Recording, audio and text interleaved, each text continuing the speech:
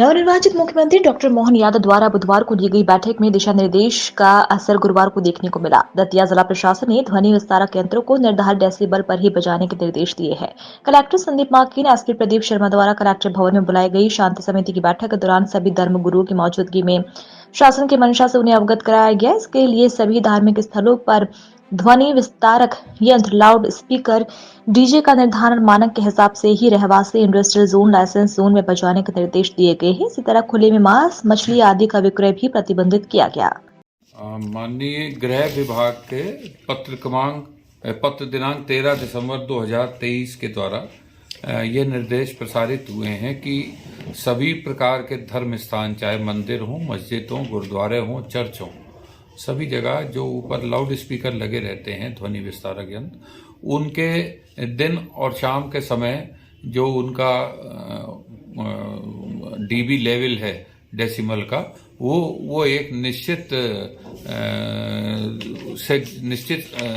क्या कहेंगे उसको, लिमिट से ज़्यादा ना हो। जैसे इंडस्ट्रियल एरिया है, जैसे अपने यहाँ चिरोला वगैरह, तो इसमें दिन में 75 और शाम को 70। कमर्शियल एरिया है तो दिन का 65 और शाम का 55।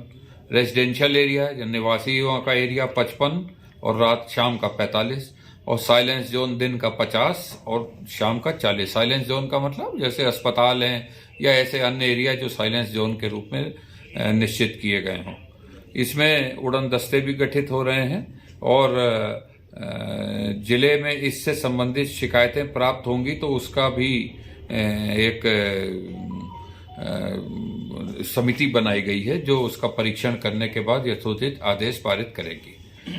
नैसर्गिक सिद्धांत भी है कि कोई भी कार्रवाई से पूर्व संबंधित को सुना जाना या उसको अवगत कराया जाना नैसर्गिक न्याय का सिद्धांत है। उसी के तहत माननीय मध्य प्रदेश शासन के आदेशों के क्रम में मेरे द्वारा, एसपी साहब के द्वारा सभी धर्म गुरुओं, सभी शांति समिति के साथियों के साथ इस बैठक पे चर्चा की गई और उनको शासन के निर्देशों के विषय अवगत कराया गया और सबसे अनुरोध किया गया कि कृपया इसी जो निर्धारित सीमा है उसके अंदर ही लाउड स्पीकर इत्यादि बजाए जाएं ताकि आम जन को कोई परेशानी ना हो। इस संबंध में माननीय सर्वोच्च न्यायालय, माननीय उच्च न्यायालय और राष्ट्रीय हरित प्राधिकरण के भी समय समय पर निर्देश जारी हुए हैं, जिनका उल्लेख उस उक्त शासन के ज्ञाप में पहले से ही अंकित है और ये चीजें सबको आज एक सौहार्दपूर्ण वातावरण में सबको अवगत कराई गई।